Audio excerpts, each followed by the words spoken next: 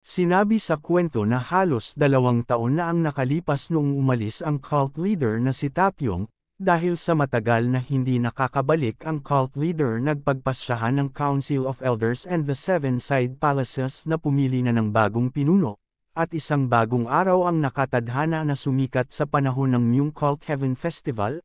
Gayunpaman bumalik ang batang pinuno mula sa kanyang isolation training.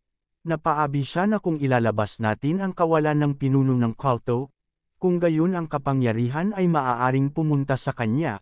Pagkatapos ng lahat ay hierarchically ang pinakamataas na ranggo na tao ngayong nawala ang pinuno ng kulto, kaya ang kasalukuyang batang pinuno ay parang pulbera na handang pumutok. Kailangan din namin ng mas maraming oras na maglingkod at magpasya. Pero si Chun Amo ang idiot na iyon ay sinundot ang pugad ng bubuyog. Tinanong siya ng isang lalaki, tinawag mo ba ako? Palace King. Ipinakilala siya ng kwento na si Chun Birang ang Golden Cavalry Squad leader. Tinanong siya ni Chun Shae-min, ano sa tingin mo nito sa iyo? Sa palagay mo ba ay ginawa ito ng young leader ng may pananaw sa ating sitwasyon? Tumugon si Chun Birang, kilala ang batang pinuno bilang kakaibang tao. Kaya mahirap isipin na ginawa ito ng may lihim na motibo? Saad ni Chun Shae-min, sa tingin ko din, dinagdag niya, pero kakaiba ang katotohanan na kaya niyang hawakan si Chun Amo ng ganoon kadali. Napatanong siya kung bakit niya tatawaging tigre ang mat na iyon. Tugon ni Chun Birang na ang young master Chun Amo kilala sa pagiging mahiyain. Dagdag niya na ang batang pinuno ay isang first-rate martial artist sa kanyang pinakamahusay. Kahit hindi nawala ang kanyang chi, hindi siya dapat ipag-alala. Agad pagkatapos inumungkahi ni Chun Birang na naniniwala ako na maaaring ito ay isang opportunity. Napatanong si Chun Shae-min na isang opportunity. Tugon ni Chun Birang na oo, ang pinakamagandang pagkakataon natin. Agad siyang napatingin kay Chun Birang at tinanong, a chance? Paano mo nasabi yan? Agad tumugon si Chun Birang na dahil ang lahat ng puwersa ay kasalukuyang balanse, ang young leader na ang pag-asa natin. Kung makuha man natin siya sa ating panig o patayin natin ito ay tiyak na babaguhin ang ating sitwasyon. Saad ni Chun Shae-min na hindi yan ang pinag-aalala ko. Dagdag niya, sa mga panahong ito, maaaring wakasan tayong lahat ng akusasyong iyon ng paghihimagsik. At kung papatayin siya ng isa pang panig na palasyo at iframe ito sa atin, maaari nating makita ang ating katapusan. Nagsaad si Chun Birang, ngunit iyon ang dahilan kung bakit ito ay isang pagkakataon. Kilalang padalos-dalos at impulsive ang batang leader. Kung batiin natin siya ng mabuti at dalhan siya ng magagandang regalo, makukuha natin ang kanyang tiwala. At sinabihan niya ang Merchant Palace, baka makontrol natin ang Myung kulto. Sumang-ayon na si Chun Shae-min sa minumungkahi ni Chun Birang. Pero ang ibig mong sabihin dapat tayong maging regent ng Myung kulto. Kaya agad niyang sinabihan si Chun Birang na kunin ang Sacred Flame Demon Sword. Agad nagulat si Chun Birang, sinigaw niyang tanong kung ang Sacred Flame Demon Sword ba't alaga, pero ito ang isa sa mga 5 godly treasures of the Myung cult. Pero sinabihan lang siya ni Chun Shae-min na wala itong pakinabang sa atin, kaya mabuting pang ito na lang ang ating ibibigay kay Chienso. Habang ngumingiti siya, sinabing niyang upang mahuli ang isang malaking isda, dapat gumamit ng mamahaling pain.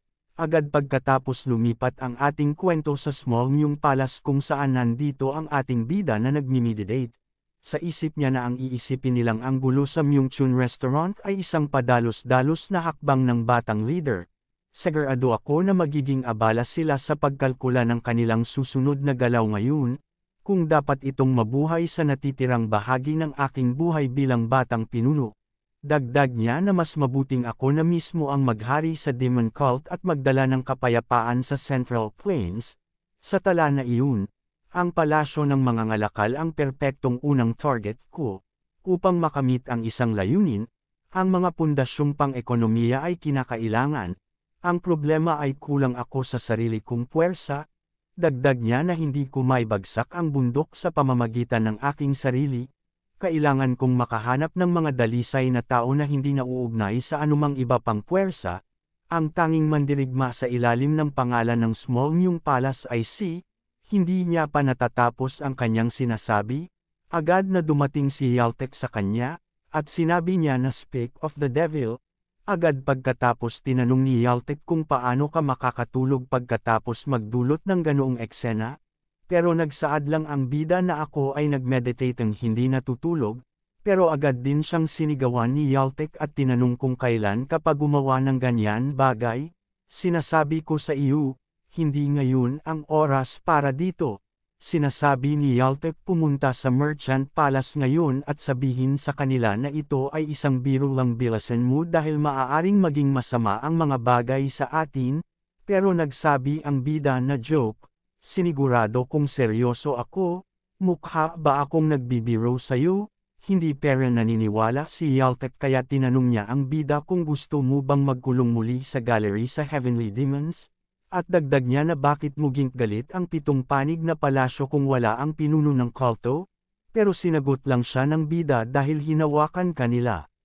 Masyado akong nagmamalasakit sa sarili kong mga tao, agad din naman natahimik si Yaltek pagkarinig niya ng sinabi ng bida pero agad din siyang nagtaka, at sinabihan niya ang bida na wag mo ako daanan sa magandang salita dapat pumunta ka na ngayon sa Merchant Palace. Sinabihan siya ng bida na hindi mo na ako kailangang pangpasalamat. Pagkatapos tinignan niya ang kanyang reflection sa salamin at sinabihan niya si Yaltek na maaari mo bang dalhin sa akin ang listahan ng mga pangalan ayon sa Myung Cult Hierarchy? Tanong ni Yaltek kung ang ibig sabihin mo ba ang mga listahan ng Myung Cult Hierarchical Records? Well, makukuha ko naman pero kailangan mo ba ito ngayon? Tugon ng bida na oo, kailangan ko ngayon. Kailangan kong malaman kung sino ang kailangan ko para mapunan ang mga bahay ng Small Myung Palace. Habang si Yaltek na hindi maintindihan ang sinasabi ng bida, kaya tinanong siya ng bida kung ano pa ang hinihintay mo. Pangunahan mo na lang ang daan, pero si Yaltek tinanong siya kung ano ang gusto mong punan. Sinabi ng bida ang mga bahay ng palasyo, may kabuuang 11 bahay na walang laman sa loob ng palasyo bukod sa iyo. Sinigawan siya ni Yaltek kung nakakain ka ba ng kakaiba ngayon, dahil na ilan ng bida na masyadong tahimik ang aking palasyo sa kabila ng pagiging palasyo nito kung saan nakatira ang young leader, at dinagdag niya na sabi mo na iinip ka na rin diba? Nagsimulang sumigaw si Yaltek at sinasabi niya na sapat na ang ginawa mong gulo kahapon at ngayon ay gusto mo na rin niyang gawin ito. Ito ba ang paraan mo para mag-sungate?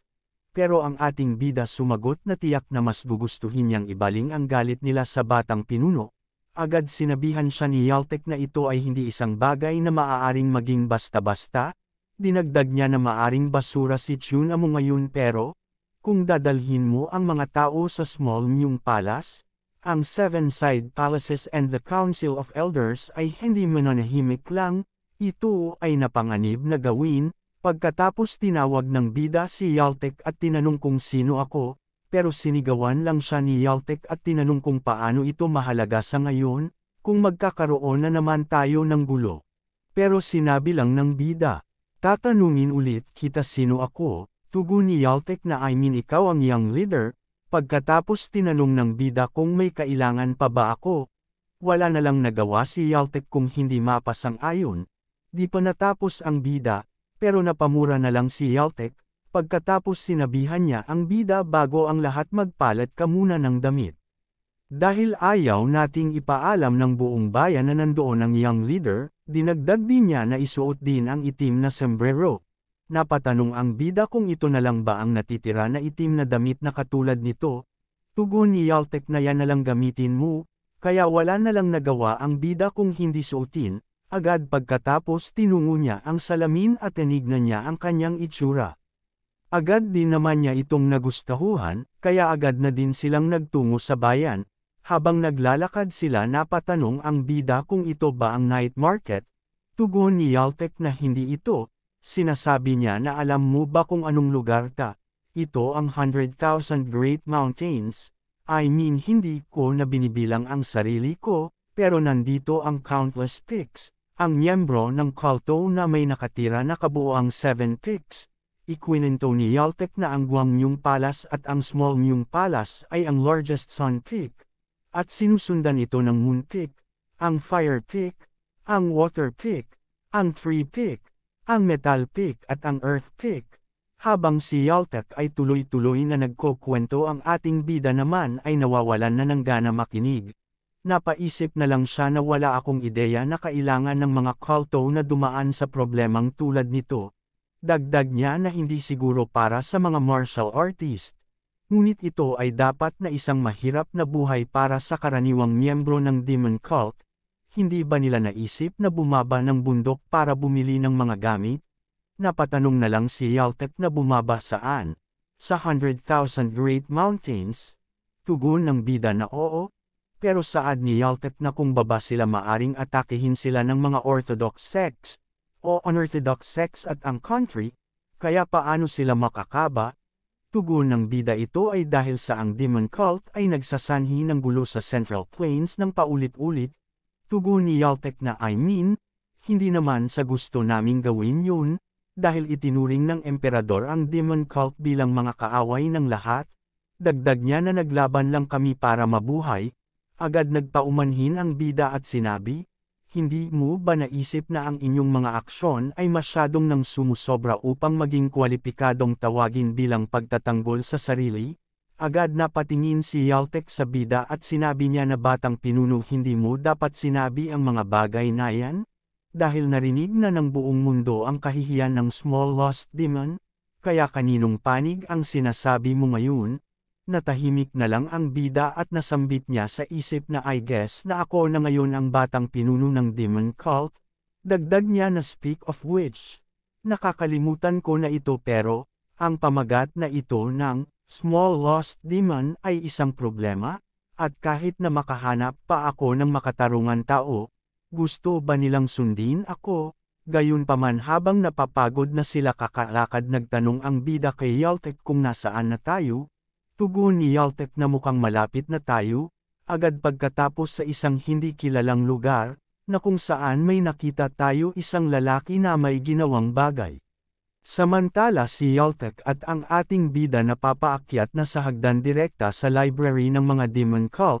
Sabi ni Yaltek na ang lugar na ito ay sikat sa yaman ng impormasyon at ang katotohanan na ito ay nangongolekta ng maraming iba't ibang mga alingaw-ngaw. Kaagad pagkatapos sa pagbukas ng pinto ni Yaltek, ang mga bida ay nakakita ng isang matandang lalaki na may hawak na libro na kakaibang nakatingin sa kanila. Habang si Yaltek at ating bida magkatabi naglalakad, kinausap sila ng matanda na nagtatanong kung saan sila galing. Pero nagsalita lang si Yaltek na may ilaw naman. Bakit hindi ganoon kaliwanag? Dagdag niya pa na masisira mo ang iyong paningin sa pagbabasa dito. Pero hindi siya pinansin ng matanda at tinignan lang niya ang bida ng kakaiba.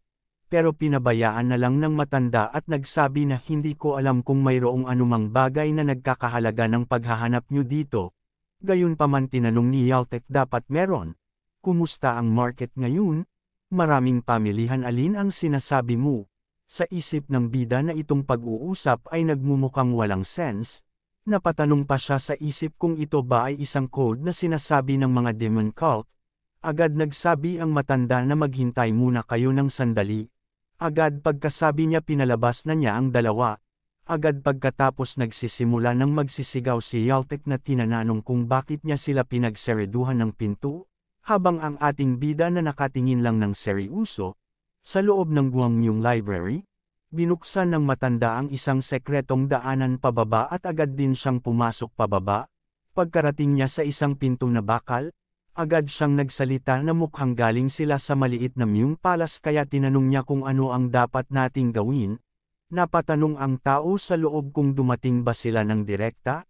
Tugon ng matanda na nakasuot sila ng robe na parang nakadisguise pero hindi made atago ang kagandahan ng mukha niya, mukhang siya ang nakakabatang pinuno. Napatanong ang tao sa loob na kung ano ang exactly nangyayari sa Heavenly Demons Gallery, at dagdag niyang tanong kung siya ba ang gumawa ng insidenteng iyon sa Myungchun Restaurant at ngayon ay lumapit siya sa akin. Tugon ng matanda na parang nag-iba na ang aura niya kumpara dati. Ngunit siya ay palaging ang uri ng tao na mahirap hulaan, saad ng tao sa loob na hindi siya pumunta sa Merchant Palace, or ang palasyo ng Guangmyung, ngunit sa halip, lumapit siya sa akin, kaya napatanong siya kung ano ang gusto niya subukan. Saad ng matanda sa labas na nagtanong siya tungkol sa listahan ng mga pangalan. Napatanong siya na listahan ng mga pangalan. Gusto ba niya ang hierarchical records ng Murem Union? O ang unorthodox connection? Tugon ng matanda na hindi rin dahil nais niyang tingnan ang Myung cult hierarchical. Napasabi siya na ang young leader ng Myung cult ay hinahanap ang Myung cult's hierarchical records. Maya tinanong siya ng matanda kung ano ang ating gagawin. Tugon ng matanda sa loob na interesting kaya ako mismo ang makikipagkita sa kanya.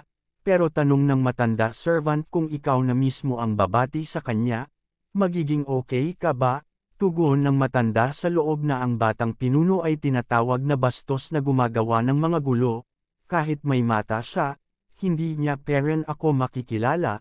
Tinanong siya matandang servant pero kung makikilala kanya, tugon niya kung gayon ay mas mabuti iyon. Kung lumalabas na hindi naman talaga siya talentless, maaring ito ay kapakipakinabang sa akin. Agad din naman naintindihan ng matanda. Seryoso niyang sinabi na young leader, na ang kanyang bulok na linya ng buhay ay nakabitin lang sa isang cliff. Agad pagkatapos pinapasok na niya sila. Habang naglalakad sila nagtatanong si Yaltek kaya parang hindi mo naintindihan? Bakit mo ginawa yun bigla ginulat mo ako? Gayunpaman hindi siya pinansin ng matanda at nagpatuloy lang sa paglalakad. Pagkatapos pinapasok ng matanda ang isang sekretong daanan. Kaya agad din nagtaka si Yaltek. Habang papasok sila, hindi mapigilan ni Yaltek ang mamangha.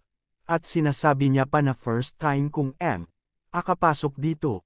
At nagawa nilang itago ang isang lugar na tulad nito dito. Hindi kalaunan narrating na sila. Nagsabi ang matanda na dumating na ang mga bisita. Nagsalita ang tao sa loob na papasukin sila. Kaya binuksan na ng matanda ang pintuan. Pagpasok nila nakita nila ang mga guhit sa pader ng mga iba't ibang tao. Kaya nagulat na patanong na lang siya Yaltek kung ano tang lahat ng ito. Kahit ang bida nagulat din sa kanyang nakikita.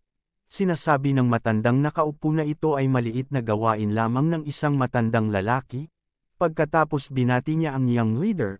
Nagsaad ang bida sa matanda na kilala mo agad ako nang wala pa akong sinasabi. Tugon ang matanda na dahil sa edad, malalaman mo ang ilang bagay nang hindi direktang naririnig ang mga ito. Tugon ng bida na I see, pero anyways ang iyong katawan. Tugon ng matanda na tulad ng nakikita mo, hindi ko kayang tumayo mag-isa. Humihingi ako ng paumanhin dahil ako lang ang nakakabati ng nakaupo. Pero okay lang naman ito sa bida, kaya tinanong niya ito kung ikaw ba mismo ang gumawa ng upuan na yan. Tugon niya na tinatawag itong wheelchair ang aking kakayahan ay walang karapat-dapat na papuri. Napasabi ang bida na may nakalatag na secret chamber sa ilalim ng inaakala kong library. At dinagdag ng bida na ang isang lalaking napakahusay para maging isang baldado na matandang tinkerer ay tinatawag ang kanyang sarili ang may-ari. Kaya paanong hindi ako magugulat? Pagkatapos tinignan niya ang mga nakaguhit sa dingding at sinasabi niya na isa kang kahangahangang artist. Pagkasabi niya ito agad siyang nagulat dahil bigla na lang umilo ang lahat ng nakalagay sa mga pader. Napatanong siya sa isip, ito ang listahan? Ito ay dapat isang listahan ng mga kilalang martial artist ng Murem, ang Unorthodox Connection, ang Murem Union at ang Emperor's Forces. Naitala nila ang bawat single martial artist na lumagpas sa tuktok na yugto. Agad siyang napatingin sa mantedang nakaupo at napatanong sa sarili kung sino ang taong ito. Hindi ako makapaniwala. Ang mystic monghe ng Sorem, ang 7 disciples ng Wu-Tang, ang ulap na dragon ng walang espasyo at nakita niya ang kanyang ama na nakaguhit din. Sinabihan siya ng matanda na mukhang nakahanap ka ng isang taong kilala mo. Dagdag ng matanda na ang panig na iyan ay ang humahawak sa mga tao mula sa Murem Union. Nagsaad ang bida na ito ay mabibigat na gawain para sa isang silid aklata na hawakan kaya tinanong niya ito kung sino ka ba talaga. Tugon ng matanda na ako ay isang matandang lalaki na nagtitipon at nagtitinda ng mga tsismis. Sinabi ng bida na hindi ito isang bagay na kakayanin ng isang matandang lalaki lamang. Kung mabubunyag ito ay magpapatuloy ang pagdanak ng dugo. Tugon niya na kaya naman dito ako nagtago. Sabi ng bida na hindi ibig sabihin na may bubong ka na walang araw. hindi mo dapat ginagawa ito para lang sa kasiyahan sa sarili. Kung ang mga nangangailangan nito ay masama, ikaw din rin ba ang ganoon din? Saad niya sa bida na ang young leader ay nag-aalala tungkol sa Central Plains, ikaw talaga ay magiging isang napakahusay na hari. Tinawag siya ni Yaltek na matandang geezer tapos tinanong niya kung gusto ba niyang magpaganda doon kung bakit biglang naisip ng matanda na kaya niyang magsalita ng ganyan. Sumagot ang matanda na paano siya matatakot sa kaisipang mawalan ng buhay kapag hawak siya ng mga ganoong bagay. Sa anumang kaso kung siya ay namatay walang sinuman ang makakaalis sa sandaling sinabi niya ang mga salitang iyon ay agad na nagsara ang pinto. Tumugon ang ating bida na parang gusto niya itong patayin para hindi makalabas ang amo. Tinanong ng matanda kung paano niya magagawa iyon. Umaasa lang ang tao na susundin nila ang kanyang payo. Sumagot ang bida na maaari siyang magpanggap na lumabas at bumalik na may kasama pang mga mandirigma. Na sinagot ng matanda na sa panahong iyon ay wala na siya, sagot ng bida kung gaano kalaki ang tiwala niya sa sarili. Tugon ng matanda ito ay kung paano ako nanatiling buhay. Tanong ng ating bida kung bakit mo ako pinatawag dito, maaari mo na lang sanang ibigay sa akin ang listahan sa itaas. Tugon ng matanda ikaw ang pumunta dito, kaya tinanong niya ang bida bakit hinahanap ng batang pinuno ang listahan ng Myung cult. Saad niya sa isip na marunong siyang magbasa ng tao, ang isang manipis na kasinungalingan ay hindi malulutas ang anuman. Sinagot niya ang tanong ng matanda na nangangailangan ako ng mga martial artist na tumira sa akin. Binanggit ng matanda sa maliit na kastilyo ng Myung, kaya ba napahinto ka sa Myung Chun Restaurant? Kaya hindi mo nahanap ang talento na kailangan mo? Tugon ng bida na lahat sila ay may sariling komportableng tahanan kaya hindi na nila kailangan, kaya dapat akong kolektahin ang mga taong walang kaugnayan? Tanong ng matanda na ibig mo bang bigyan ng kapangyarihan ang iyong maimpluwensyahan mo? Tugon ng bida na gusto ko lang punan ang ilang bakanteng kwarto ng aking palasyo. Tapos tinanong ulit siya ng matanda hindi mo ba alam kung ano ang panahon o napakababa ng tingin mo sa kanila? Agad na tumugon ang bida na kung magdusa ako kung humakbang ako pasulong o tumayo sa pwesto, wala akong dahilan para manatili. Sinabihan siya ng matanda na ang landas na iyon ay maaaring humantong sa iyong kamatayan. Agad pagkatapos nagkaroon na lang ng biglaang katahimikan. Gayunpaman binasag ng bida ang katahimikan at tinanong sa matanda kung ano ba talaga ang pangalan mo. Tumugon din naman ang matanda at sinabi niya na ang kanilang family name ay Jaegal. At ang aking first name ay Sitong, kaya kung pagsisimeyan natin ang buong pangalan niya ay Sitong Jaegal.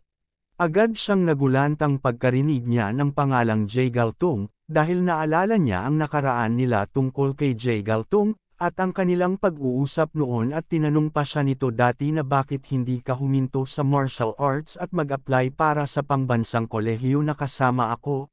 Pero sinabihan lang siya ni Jagat na itigil mo ang pagsasabi ng mga random na bagay, at ibigay sa akin ang mga detalye tungkol sa mga bandidong itim na dragon. Dagdag ni Jagat na busy ako. Kailangan kong magtungo sa Tianjin pagkatapos nito. Pinatawag din ako ng pinuno ng sekta. Sinasabihan siya nitong Jaegal habang inaabot ang kailangan ni Jagat na ikaw at ang ugali mo. Basta try mo ang iwasang pumatay ng sinuman. Sinabi lang ng bida na hindi muna ako kailangang turuan. Dapat makalanghap ka rin ng sariwang hangin pagkatapos tinanong niya bakit wala kang bintana sa kwarto mo. Pero tumugon lang si Tung Jaegal habang inaabot niya ang scroll na ang kuryosidad ang pumatay sa pusa. Ipinakilala siya na ang Heaven Sour Jaegal Tung, ang taong matalino para tawaging reincarnation ni Jaegal Liang, ang nag-iisang tinawag na ang core intelligence sa Central Plains ng ilathala niya ang kanyang martial arts encyclopedia, at ang senior na pinakamabait sa akin noong una akong pumasok sa Wind Dragon Squadron, at ang pagsama sa kanya sa pag-aaral ng martial arts ay napakasaya kaya't gumugol ako ng maraming taon malapit sa kanya, at yung peklat na nasa likod ng kamay niya, na hindi ko makakalimutan.